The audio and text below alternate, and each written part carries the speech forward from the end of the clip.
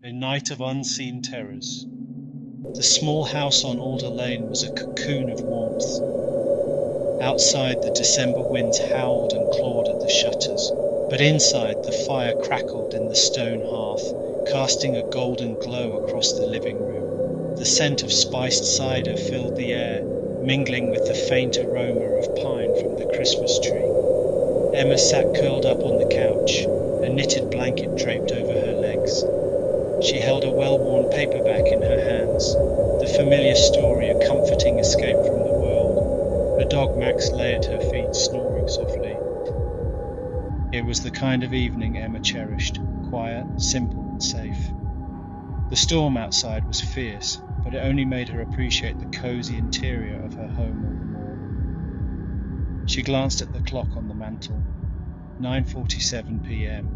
Still early enough for one more chapter before bed. Emma experiences a night of growing unease in her cosy home as she encounters mysterious noises and unsettling shadows, culminating in a terrifying confrontation with a sinister presence. Max stirred, his ears twitching. Emma looked down at him, amused. "Dreaming of chasing squirrels again?" she teased. But then Max lifted his head, his nose quivering. His eyes darted to the front door. "What is it, boy?" she asked, her voice tinged with curiosity. Max didn't answer, of course, but he stood up, his posture rigid. A low growl rumbled from his throat. Emma frowned and set her book aside.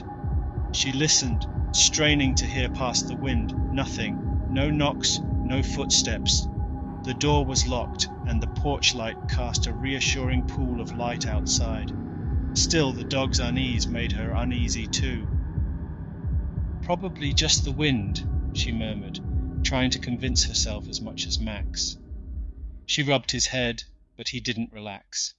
Instead, he padded toward the door, growling louder now. She sighed and stood. "Fine, I'll check." Peeking through the peephole, she saw only the swirling snow. No figures, no shadows. "See, no one's there," she said. Max didn't seem convinced, but he followed her back to the couch. As the hours passed, the storm grew worse.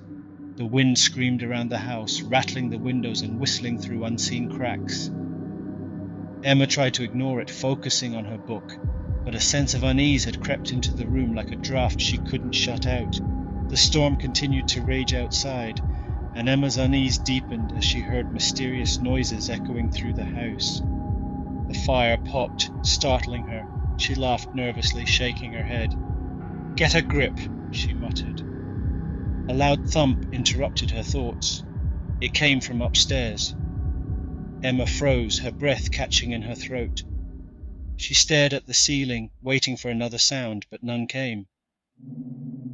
"It's just the house settling," she said out loud, as if the words could dispel the growing dread. She glanced at Max, but the dog was already on high alert, staring at the staircase with wide, anxious eyes. "I don't have time for this," she muttered, grabbing her phone. She flicked on the flashlight and headed up the stairs, Max close at her heels. The upstairs hallway was dark and silent. She swept the light across the floor. Nothing out of place. She checked each room, her bedroom, the guest room, the tiny office. Everything was as it should be. Amidst a fierce winter storm, Emma experiences a night of growing unease in her cozy home as she encounters mysterious noises and unsettling shadows, culminating in a terrifying confrontation with a sinister presence. "See?" "Nothing," she said to Max, her voice shaking slightly. She felt foolish for being so jumpy, but as she turned to head back downstairs, the flashlight flickered.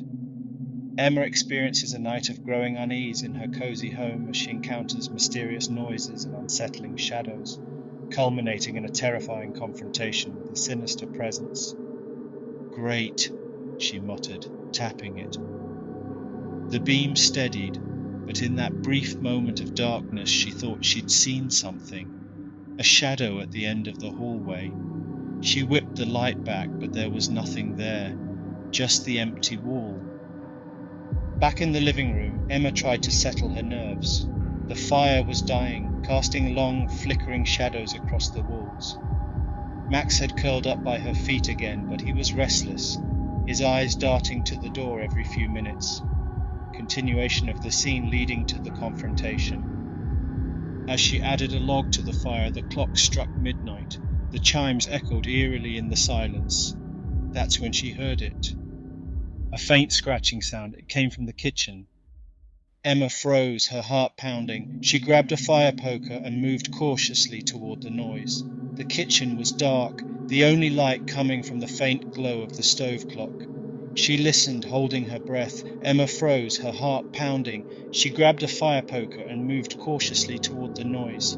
The kitchen was dark, the only light coming from the faint glow of the stove clock. She listened, holding her breath. The scratching stopped. She let out a shaky laugh. "You're losing it, Emma." She turned to leave and froze. The back door was ajar. She knew she'd locked it. Her grip tightened on the poker as she slowly approached the door. She pushed it shut, bolting it this time. Her reflection stared back at her in the glass pane, wide-eyed and pale. A second reflection moved behind us. Emma spun around, the poker raised. Nothing. The kitchen was empty. By the time she made it back to the living room, she was shaking. "It's just the storm," she whispered to herself. "Nothing's wrong." The firelight danced on the walls, the shadows shifting. One of them lingered too long. Max barked suddenly, loud and frantic. He was staring at the hallway. Emma followed his gaze, her stomach dropping. A figure stood there. It was tall, its body impossibly thin, its head tilted at an unnatural angle. Its eyes glinted in the dim light, dark and unblinking. Emma couldn't move, couldn't breathe.